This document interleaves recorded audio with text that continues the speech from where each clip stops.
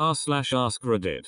People who work in the medical field. What were some of the most scary last words you've heard from a dying patient? A few stay with me. Paramedic for context. I think I'm going to die. It's happened on more than one occasion where a patient directly tells me they are going to die and seconds later go into cardiac arrest. It's so common that a sense of impending doom is a legitimate symptom. Don't let me die. He arrested as we arrived at the hospital. They didn't get pulses back. Stable on scene but declined rapidly during transport. That family had no way to know that was the last time they'd see him alive. Me. I'll see you again. Her. Smiling. No you won't. Hospice patient I had transported many times before. First name basis. We always said we would see each other again after I dropped her off. That time she replied with a simple no you won't. It was the last time I ever saw her. Some people just know. That's what is so sacred about the medical field. Really. We have this image of giving our last words to friends or family. However, for many of us our last words will be delivered to the ears of a complete stranger. In those last moments I'll be whatever you need me to be. Your child, your spouse, your friend. Whatever you say will be heard and carried with me to the end. Thank you for your service as a paramedic and thank you for being so kind. My dad had colon cancer. He said to me he didn't want to go to sleep because he knew he wouldn't wake up. He did die in his sleep that night. Yeah. Had the same experience with my mum. She tried for so long to stay awake because she said she felt if she fell asleep she was scared she wouldn't wake up. It took a while, and several doses of Ativan, for her to finally feel ready to close her eyes and sleep. And sure enough she was right. Never woke back up. My mother passed slowly. Blood poisoning due to cancer killing her kidney or liver. Not sure which. Decided hospice at my grandma's house was better. Days went by and one day I show up and she's not really responsive. Breathing heavily due to liquids in her lungs. Family happened to be there, and it was the day her best friend from college happened to show up. We all gathered around her, kinda naturally as we talked. My grandma seemed to understand more than the rest of us as we became silent, talking to my mum like, "We're all here and we love you." Next thing I know my mum opened her eyes, looked directly at her best friend, closed her eyes and took her last breath. I wasn't ready for that. I have done hospice work, home health care, and worked in a nursing home. The best one was in a nursing home with an elderly man. We knew it was coming soon, but he has no family, so we were taking turns just being with him. He opened his eyes and smiled and said, "It's such a lovely day. Don't let this spoil it." It really was a perfect spring day. He passed about 5 minutes later. The saddest was a lady in hospice care. She kept saying, "Not until they're all here. Not until they're all here." The family finally admitted she had a son that she had disowned many years prior. They tried to locate him, but weren't successful. She died crying for her boy.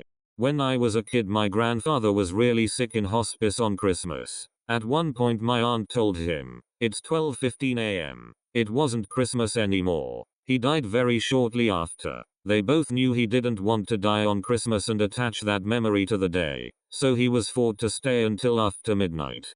I volunteer with hospice and my patient had fallen and was not doing well. She wasn't really fully awake and aware while I was there. When I went to leave she looked me in the eyes and was so there, not sure of a better word, and said "I love you" to me for the first and last time. She was just so sweet and I still miss her. Elderly woman was on the phone with her husband deciding on what her code status, whether or not to CPR, should be. She went into cardiac arrest mid-sentence. We didn't notice the phone when doing CPR until after she was pronounced dead. Husband listened to the entire thing.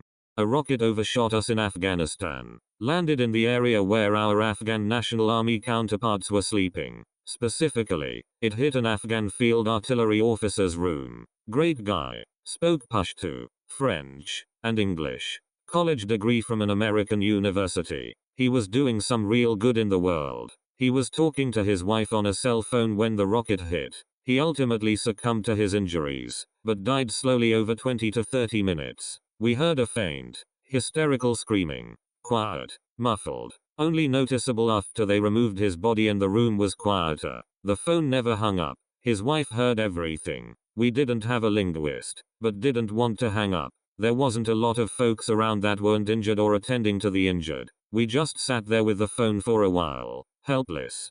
Did you turn off the lights? Me. No. The lights are still on. That's not funny. It's really not foo. I spent over 30 days in and out of the hospital in 2018 for a medical issue I had. Most of the time I had to share a room. In one room, I was with this guy in his late 50s there for some kind of serious pneumonia with complications. He was morbidly obese and had diabetes and some other health issues. We were sitting there watching Jeopardy when he said the above. As soon as he said, "Oh," he kinda started having trouble breathing, some gasping. A bunch of alarms went off and then out of nowhere half a dozen doctors and nurses and such were in the room. Somebody wheeled my bed out to another room. I found out later he died of a massive heart attack. I don't know why he thought everything went black first. The doctor didn't know either though she had some ideas. The head nurse, this tiny Filipina lady, said, he was dying. You don't die all at once. Some parts die first. I think about that a lot. I don't know if she's right or not or if she meant it to be deeper than that.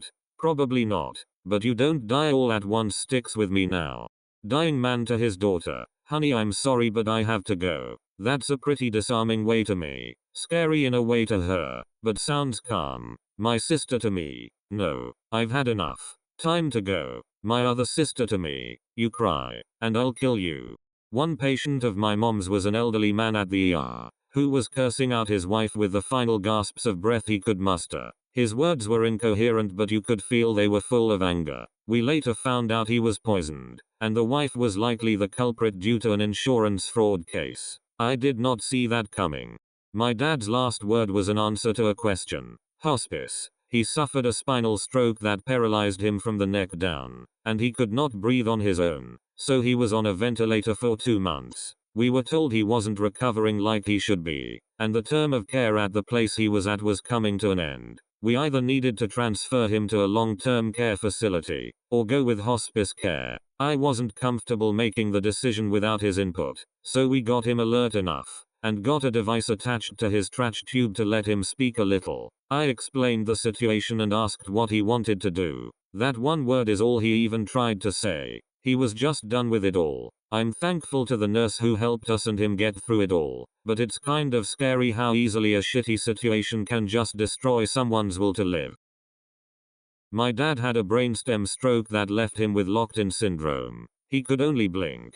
He didn't improve. So the choices were nursing home with trach and feeding tube, or removal of life support. We felt he would want removal of life support. He confirmed it by blinking. I am also thankful for a nurse. She spoke quite honestly to my brother and I about our father's condition. We had been reading about a doctor in our province who had gained some mobility after being locked in. She knew the doctor and said that he was blessed to be married to a nurse who can help him. Our mother is no nurse.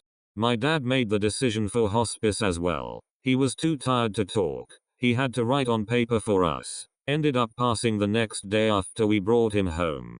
My dad lasted less than 20 minutes after they took him off life support. They made him comfortable before they disconnected him, but once they did, I had to sit there and watch his O2 drop from 93 on the ventilator to 50 instantly, and then down to 20 in a matter of seconds, and then, just wait. It really hammered home what the nurse and doctors said about his chances of recovery at long-term care being next to zero. Not a healthcare worker, but I was at work and a guy had a heart attack. He fell over and was having some spasms and he said, "I am going to die at work." He was gone before the ambulance got there, and he passed on the shop floor with a wrench in his hand. Fuck, this hits home. In college I worked in a manufacturing plant and I had an awesome manager, the kindest, smartest, hardest working guy ever. Every day he talked about how close he was to retiring and all the things he would do once he was out of there. I graduated college and moved on to a different city. My coworker called me a year later and told me the guy died at work in the bathroom. Never made it to retirement. I think about him every single day of my life. The last thing he wanted was to die at work. I'm resigned to take his cause up as my own. R.I.P. Mike. Only the good die young. God, I hope I don't die at work.